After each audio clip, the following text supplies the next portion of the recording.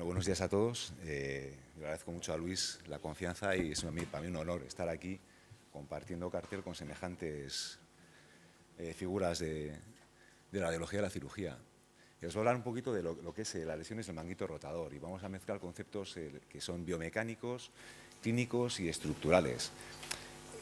Es la tercera causa del dolor de hombro que de consulta en ortopedia y casi el 70% de las consultas en ortopedia por dolores están relacionadas con patología del manguito rotador. ¿Cuál va a ser nuestra función? Es un síndrome clínico, entonces lo que vamos a hacer nosotros es intentar identificar, ver cuáles son las lesiones del manguito que pueden comprometer la función y que duelen. Es decir, que tengan relación con la clínica, no solo de forma independiente, sino que siempre en conjunto de por qué aparece el paciente hacia la resonancia. Describirlas bien, porque va a tener importancia tanto en la planificación de la rehabilitación, si va a ser un tratamiento conservador o si va a ser quirúrgico, porque va a permitir planificar de forma adecuada la cirugía y también tener datos pronósticos de la posibilidad de fracaso o no de esa actividad. En cuanto a las indicaciones de las pruebas, está claro que la resonancia es la más bonita, la más espectacular, la más sensible, que con la ecografía es pública, muy buena, barata, que todos sabemos que puede evaluar bien el manguito. ¿Se oye bien? No sé. Estaba apagado. Bien, os decía que la resonancia es estupenda, pero que los 4 tendones y el bíceps se pueden evaluar perfectamente con la ecografía, que es más barata y además es dinámica. Pero que en muchas ocasiones los casos son complicados y que requieren un abordaje multidisciplinar según usted el radiólogo y que implica radiología, ecografía y, por qué no, resonancia o ortorresonancia. La evolución natural es de una patología tendinosa, hablamos ya de tendinopatía, no hablamos ya de tendinosis. Sabéis que en el año 2000 hubo un editorial muy famoso de Karim Khan en British Journal, ya no hay tendinitis, se acabó la tendinitis, hemos estado varios años sin tendinitis y ahora desde este año vuelve a haber tendinitis otra vez porque se han identificado células inflamatorias que pueden tener su importancia a la hora de tratamientos farmacológicos. El caso es que la evolución puede ser a una rotura y puede dar problemas tanto de dolor como funcionales. En cuanto a los mecanismos de por qué aparecen, hay varias teorías y hay varias posibles causas. La teoría de NIR, la teoría extrínseca, la primera que apareció, que eran problemas del arco de disminución del espacio, del arco coracoacromial, disminuir el espacio con respecto al acromion. Hay también una teoría intrínseca, que es que hay una degeneración asociada con la edad, y eso es normal. A todos ya nos aparecen canas, nos entra barriguita y también se nos fastidian los tendones. Tiene relación también con la área hipovascular. Se habló mucho del área de Codman, que es el área de peligro, la zona crítica, que se debate si realmente está tan hipovascularizado como parece o no. Y luego hay un tipo de síndromes clínicos, que es la asociada a lo que se habla de la microinestabilidad, fundamentalmente en gente más joven, atrapamientos internos. Y esa va a ser un poco la estructura de la charla, mezclando estos conceptos estructurales con las causas que lo producen. En cuanto al atrapamiento subacromial, puede ser primario extrínseco, como os decía, un problema de atrapamiento del manguito por anomalías del arco, o secundario también, porque no es que el arco esté estrecho porque haya anomalías del arco, sino porque con la edad nuestro pectoral, lo que son los coaptadores, sí que tiran hacia abajo la cabeza, pierden actividad y hace que la cabeza suba. También hay problemas, como os decía, sobre todo en gente más joven, relaciones con fricciones en la glenoides y el labrum. Hay una microinestabilidad y hay, sobre todo en movimientos repetidos, o bien laborales o bien deportivos, varios momentos en que hay una fricción entre el arco coracomeral, el labrum y el manguito. Como ha comentado antes Eva, y voy a pasar por encima, sabéis que es un espacio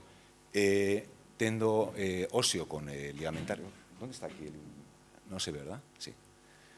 Bueno, es un espacio relativamente pequeño donde entran los 3 músculos principales, el supraespinoso, infraespinoso y el subescapular. Por arriba tenemos el acromion, el ligamento, por abajo tenemos la cabeza con el bíceps. Aprovecho esta foto solo para decir que, como veréis, muchas de las fotos que utilizamos todos aquí son muy parecidas y son de nuestro añorado Pau Olano, ¿no? Que son prácticamente no reproducibles, son obras de arte que veréis que todos tenemos las mismas porque son estupendas. Es un síndrome clínico en el que lo que hay es un compromiso de espacio. A ver, el vídeo. Pues no quiere.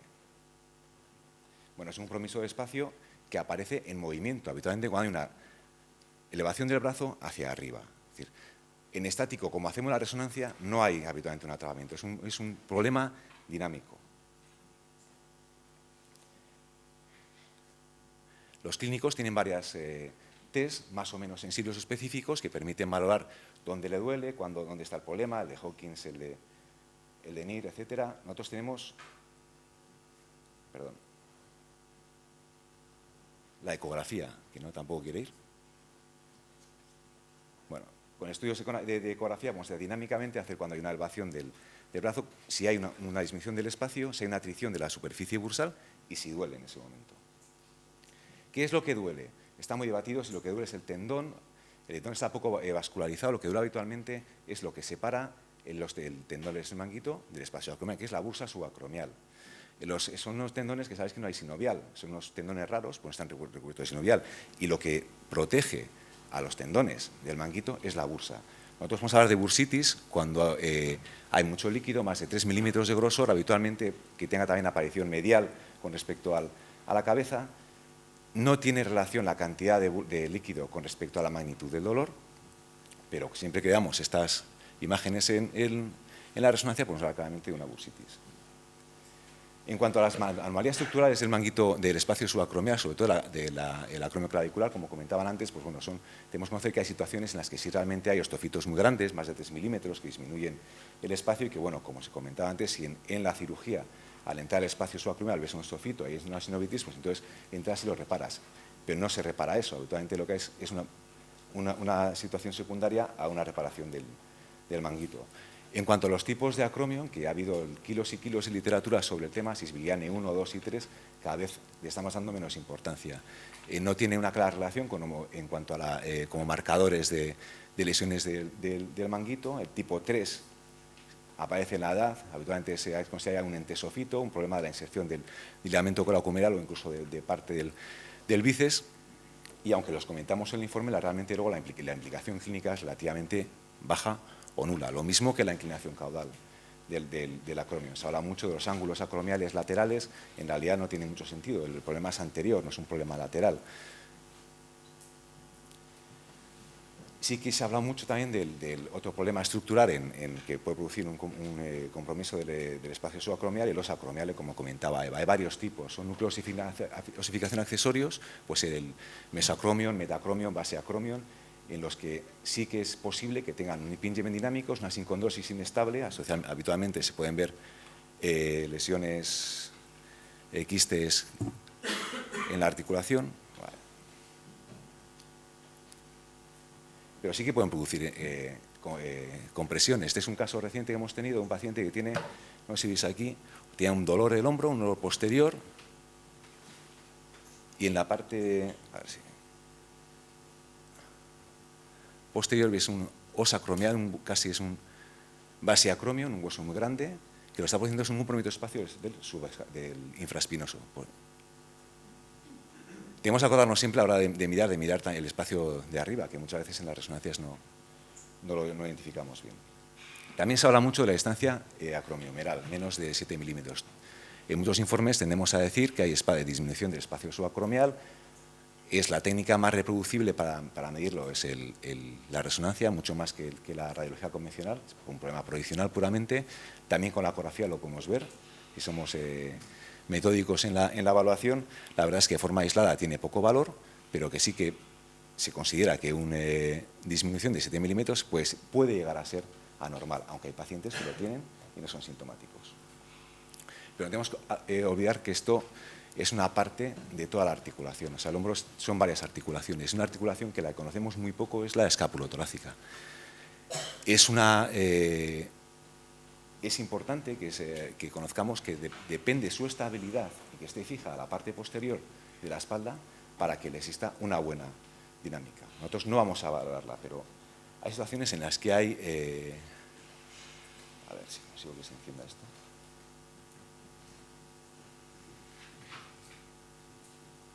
No van los vídeos tampoco.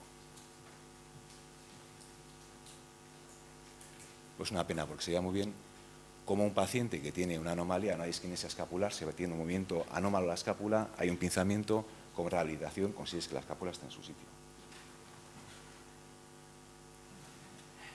¿Cuál es el resultado de estos compromisos de espacio o esta anomalía intrínseca? Es una tendinopatía. Como comentaba antes Eva, lo que vamos a ver es un aumento en el T2 intratendinoso asociado a una disminución del colágeno tipo 2, aumento de proteolicano, hay anomalías de lo que es en la matriz extracelular y una metaplasia condroide.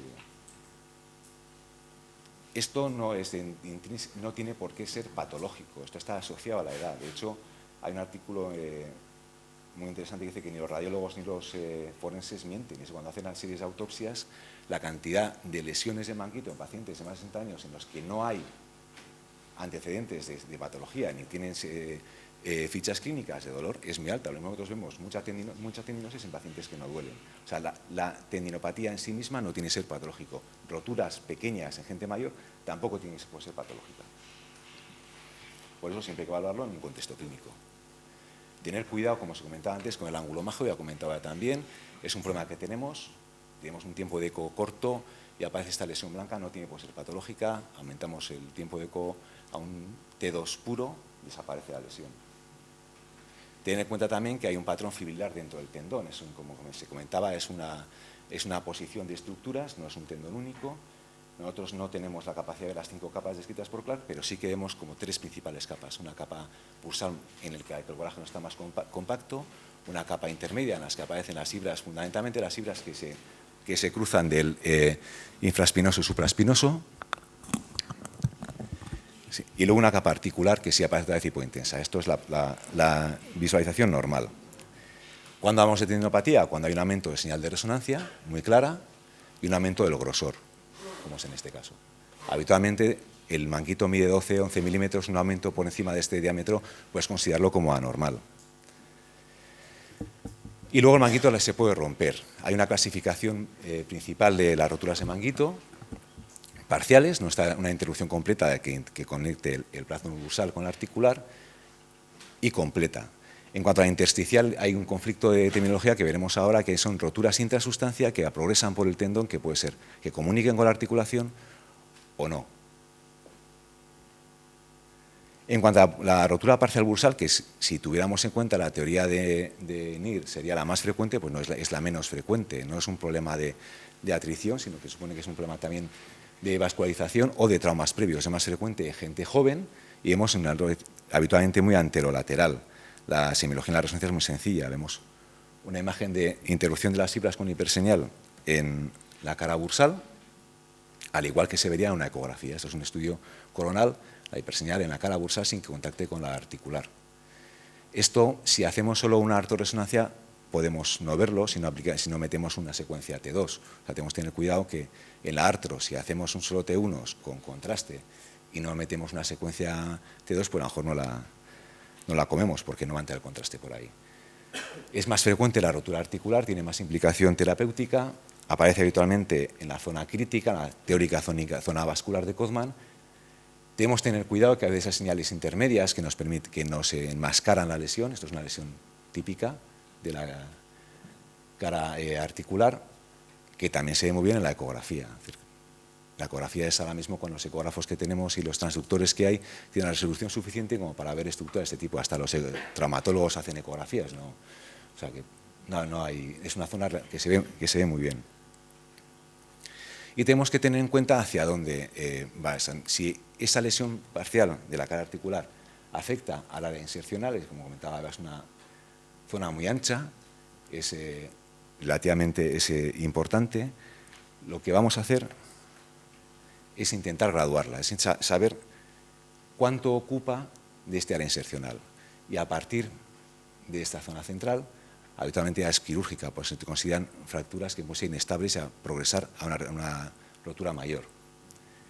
¿Cómo se ve? Pues la mejor manera de verla es con la artorresonancia, que nos permite ver cómo se introduce el contraste dentro del área insercional y graduar cuánta parte de la superficie de este tendón está afectada.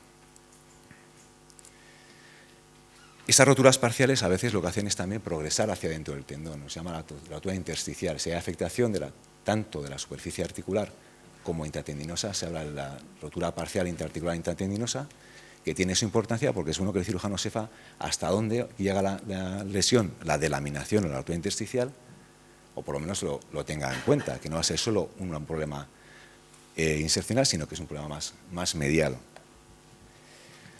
Cuando no llega a contactar con la superficie articular, pues hay un conflicto de terminología branquionavalcil, de laminación intersticial. Vemos una imagen de interrupción lineal dentro del tendón que no contacta ni con la superficie articular ni con la superficie bursal. Y hay controversia, por lo menos lo que manejamos allá es qué hacer con esos pacientes. Hay gente que dice que no hay que hacer nada, otros que hay que hacer una tenorrafia. Tenemos que tener en cuenta que es una cirugía que a veces lo ven, pero no lo ven tan claro. Tenemos que tener en cuenta también que hay indicadores indirectos, como es el ganglión centinela intramuscular, que nos permite tener en cuenta que si lo vemos por aquí, tenemos que buscar una lesión intratendinosa. Ya para rematar, hay un artículo muy reciente, desde hace un par de meses, en que hay una clasificación nueva de cómo valorar estas lesiones intratendinosas.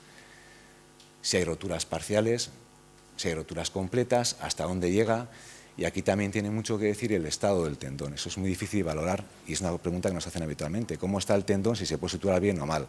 Es muy difícil. Lo que sí que puedo decir es si hay una rotura intersticial que progresa, si es irregular los bordes, están más o menos bien definidos, aunque no hay una buena correlación luego con la artroscopia. ¿Y qué pasa cuando se rompe de forma completa el manguito? Bueno, pues ¿qué es lo que tenemos que poner en el informe y qué le interesa? Fundamentalmente, si es grande o pequeña, qué forma tiene, porque puede planificar de forma adecuada o intentar planificar la sutura, si hay retracción del tendón, hasta dónde está, porque a lo mejor, como os comentaba, no se puede tirar hacia la región medial, la extensión, si afecta al supra, al infra o al todo el manguito, si hay atrofia muscular, que esto va a predecir el grado de éxito, al igual que la infiltración grasa. En cuanto a las dimensiones, pues entre pequeño y masivo, pues es una clasificación ya muy antigua, es pequeña menos 1 centímetro, entre 1 y 3 mediana, y a partir de 3 grande o masiva, en la que hay habitualmente el tendón aparece medial a la articulación coracoclavicular.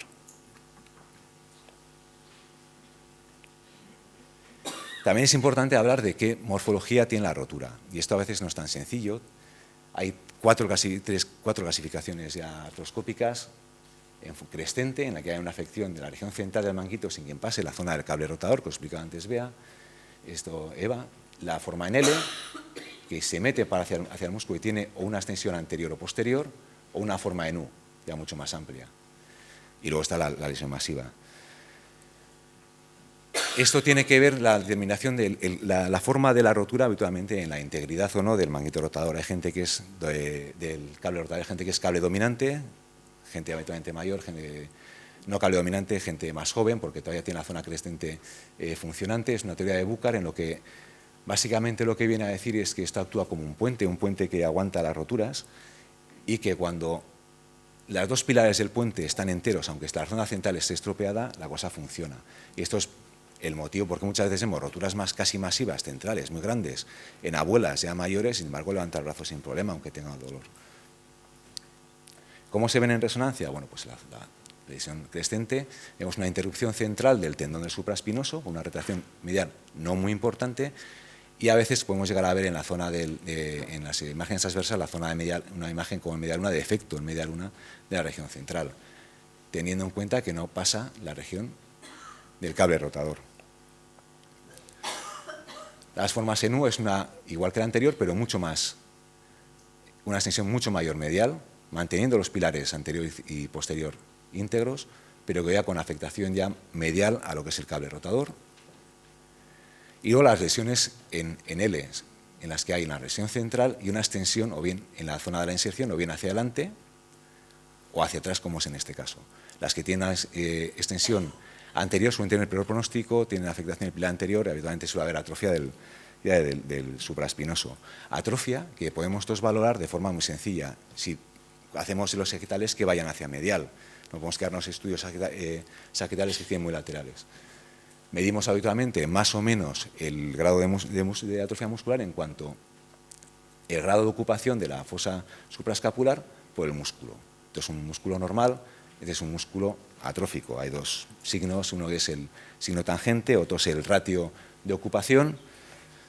Lo que vamos a ver es que si está por debajo de esta línea hay atrofia, si hay una disminución de más del 40% del área seccional, hay una atrofia severa muscular. Y luego el grado de infiltración macroscópica grasa, que es una clasificación ya muy antigua, la de Boutalier, y es muy reproducible y muy fácil de decir.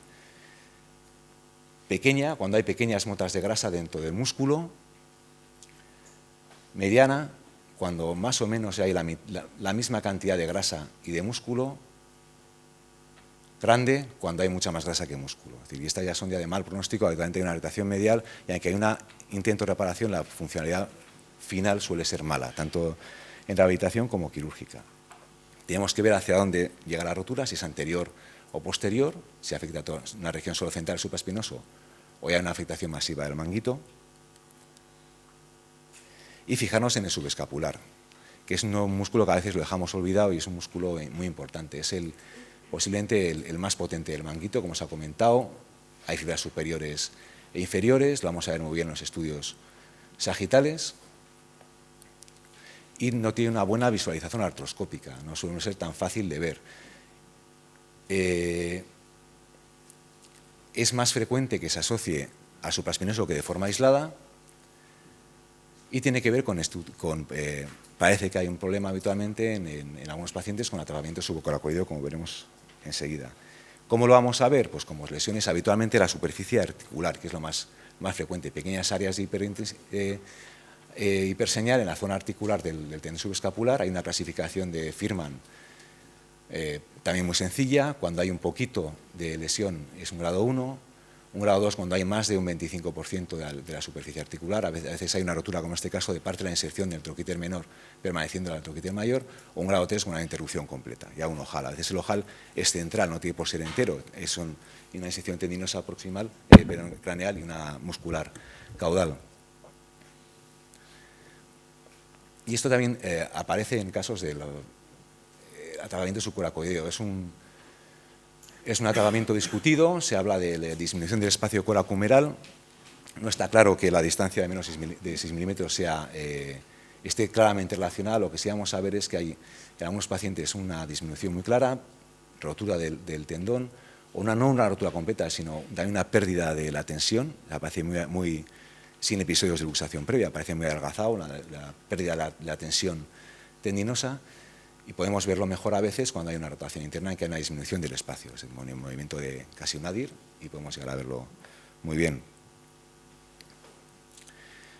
¿Qué otros tipos de tratamiento vamos a ver? Los comentaba, tratamiento internos, y habitualmente relacionados con microinestabilidad.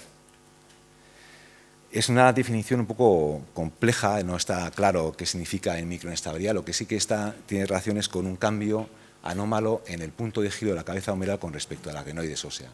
Que esto produce un atrapamiento entre lo que es la cabeza, la glena y los tendones del manguito. Hay varios tipos, el anterior superior, posterior superior, el discutido anterior y también ahora mismo el del bíceps. Esto habitualmente aparece, por lo menos en nuestro entorno, en deportistas profesionales o deportistas que tienen una actividad repetida de lanzamiento o jugadores de tenis, que es el mismo movimiento de biomecánico. Dolor posterior, sobre todo en la abducción, con sensación de inestabilidad. Está descrito en ese Walsh, hablo del pinzamiento y de esa disminución de ese desplazamiento posterior del eje de giro. Hay una teoría nueva de Bucar, relativamente nueva, en que dice que hay un déficit de rotación interna. Ahora os comentaremos cómo va.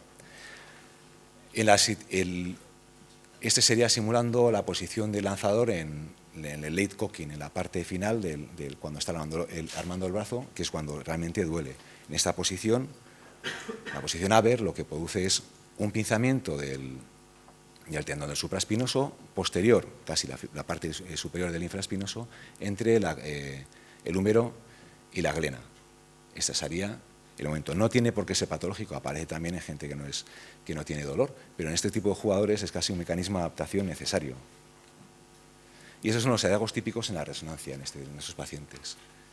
Una tirada clásica que son esclerosis del ángulo posterior, por el choque repetido, rotura de la superficie articular de la parte posterior del supraespinoso y una lesión de SLAP. Este es un jugador, fue un campeón del mundo que ahora todavía sigue en activo, es una resonancia antigua y este no se ha operado. Este está jugando y no ha tenido una radiación, no ha tenido ningún problema. Como os comentaba, esto aparece en la parte de late cocking, en el armado tardío, cuando levanta el brazo el jugador. Las dos teorías, y tiene que ver un poco también con esos mecanismos de adaptación que proponen cuál es la patogenia de este problema, es la primera en la que hay una microtrauma de la cápsula anterior.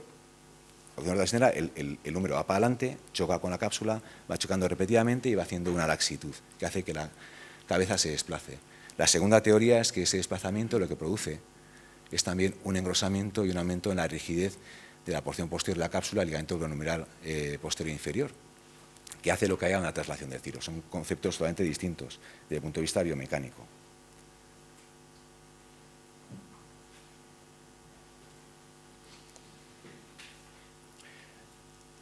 Y tiene más sentido el tema si miráramos y exploráramos cómo exploran los traumas a pacientes de este tipo, cuando lo pones tumbado y giras, tiene un déficit de rotación interna. Es un déficit tremendo, habitualmente producido por este engrosamiento, que está descrito en resonancia, que se ve engrosamiento en la parte de la cápsula, y la verdad es que es muy difícil de ver, yo lo veo relativamente mal. Pero esto, que es tan interesante, es al final un mecanismo de adaptación. Si vosotros veis cómo juega un jugador de balonmano, por ejemplo, lo que hace es, tiene un torque brutal, o sea, no hace esto, pone el brazo aquí atrás, tiene una aducción, una rotación externa tremenda. Esto es lo que le da, posiblemente, este es uno de los...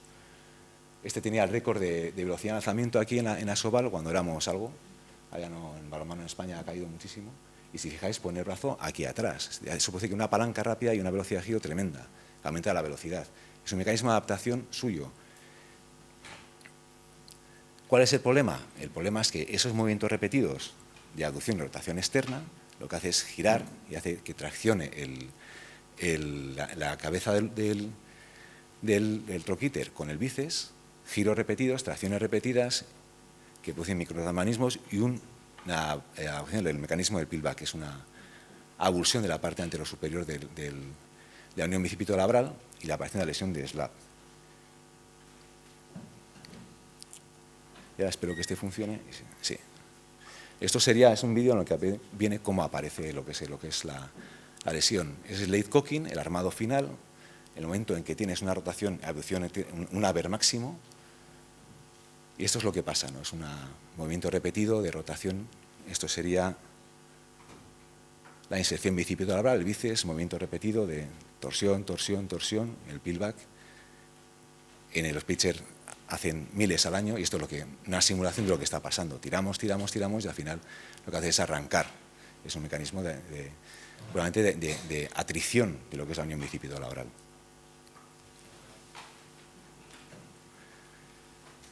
Se me ha colado aquí.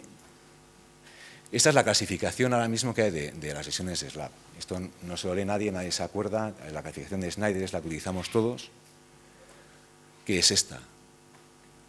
Tipo 2, abulsión del labrum superior, la unión bicipito-labral. Tipo 3, cuando hay una rotura en asa de cubo.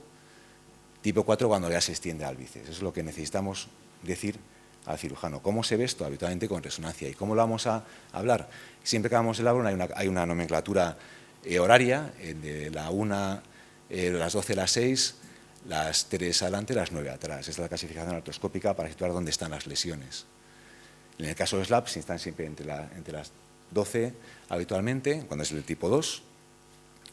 Esto es un diagnóstico de artorresonancia, introducción de contraste dentro del labrum, que va de adelante hasta atrás. Tipo 3, cuando hay una rotura tipo a un flap meniscal en la inserción, se mete el famoso signo doble oreo, que se ve en una rotura triangular de la zona anterior del labrum, que se extiende hacia atrás. Y tipo 4, cuando hay una afectación ya del bíceps. Tenemos que tener en cuenta que a veces se extiende hacia adelante, no hace falta hablar de Snyder, pero bueno, tenemos que mirar todo el labrum, si hay una afectación anterior o posterior. Y es muy interesante, nosotros hacemos siempre en rotación externa. Esto permite que en un pequeño movimiento, repetir la artro en posición neutra, rotación externa, se separa lo que es y ves mucho mejor lo que es la lesión del labrum. Otro síndrome también menos frecuente, que está relacionado con la patología del manguito, es el anterosuperior interno. Esto se ha descrito sobre todo en deportes donde hay una elevación del brazo en rotación interna, como por ejemplo en el salto de pértiga. Habitualmente lo que pasa es que hay un atrapamiento entre las poleas del bíceps y el subescapular y el rodetegrenoideo, y las lesiones asociadas, lo que vamos a ver nosotros, las lesiones estructurales, son las lesiones tipo pasta, subescapular, intervalo de poleas, slap e inestabilidad del bíceps. Y esta es un área en nosotros que tenemos que estudiar lo más fino que podamos. Esta área de poleas, ya lo ha explicado Eva, es un área compleja en la que hay varias estructuras que estabilizan el bíceps para que no se salga, roturas, compresiones, como en el síndrome de atrapamiento antero interno frecuentes, hacen que se interrumpa y el bíceps tienda a subluxarse. Clasificaciones hay varias, la más utilizada es la de Bennett, que lo que te viene a decir es que tenemos que fijarnos en si el bíceps está en su sitio o tiene tendencia a la subluxación medial, por roturas del subescapular, si el subescapular no está roto, pero sí el brazo medial, de lo que es la polea, si hay una luxación completa interna, porque se ha roto tanto la polea medial como el subescapular, si hay luxación hacia afuera o ya el bíceps está dentro. A veces es muy difícil graduarla. Lo importante es decir, el subescapular está entero o no, el bíceps está subluxado o luxado. Son la información que habitualmente podemos dar de forma fina sin caer en preciosismos un poco inútiles. Y otra clasificación, que la va a pasar por encima, porque creo que luego se hablará de ella, es la clasificación de Haber-Meyer. Es una clasificación que tiene en cuenta el plano únicamente sagital, en la que lo que vamos a ver es si hay una afectación del supra, del subescapular y cómo están las poleas. Dependiendo de cómo estés, hay más o menos inestabilidad.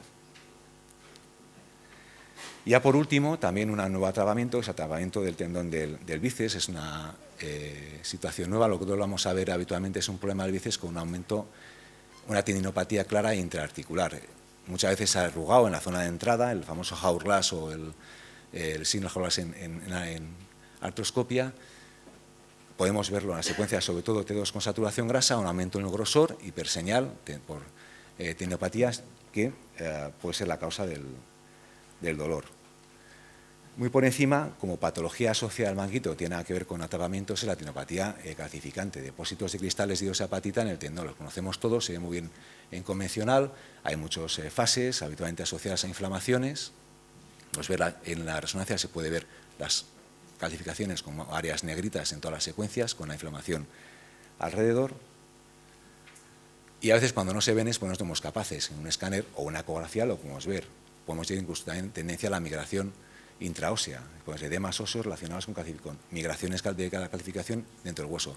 Un artículo muy reciente ya hacen hasta phase contrast para evaluarlas. Yo creo que con una ecografía o con un TAC es más que suficiente. Y un estadio final de estos problemas, sobre todo en la región del manguito o roturas complicadas de las poleas, es la capsulitis adhesiva, es un hombro congelado, dolor e imposibilidad de mover. Hay varios estadios. Nosotros lo que vamos a ver habitualmente son cambios morfológicos relacionados con un problema en la cápsula, se aparece engrosada, es una capsulitis, podemos llegar a ver edema y sobre todo un engrosamiento y ocupación del área del trígono subcoracoideo en el intervalo rotador. Cuando vemos esta ocupación, además con inflamación, esto es un signo característico y seguro de capsulitis adhesiva. Para finalizar lo que os comentaba, debemos conocer cuáles son las expectativas del paciente y del tío que nos lo pide. No es lo mismo que nos lo pida un médico de un club, que un fisioterapeuta, que un ortopeda. Y el informe va a variar posiblemente dependiendo de con quién estemos hablando. De todas maneras, siempre que tenemos que tener en cuenta que tenemos que hablar de si está íntegro el manguito, si hay una rotura, dónde, qué tipo, qué morfología tiene, si es grande o pequeña, hacia dónde se extiende y cómo está el músculo. No olvidar mirar el área de subescapular del bíceps, que a veces la dejamos ahí olvidada, nos fijamos siempre en el supra y no la miramos. Tenemos que tener en cuenta cómo está el arco coracomial y cuando hay atrapamientos internos o lesiones en deportistas o sospechamos problemas de SLAP, pues la técnica de elección es la artorresonancia. Nada, muchas gracias.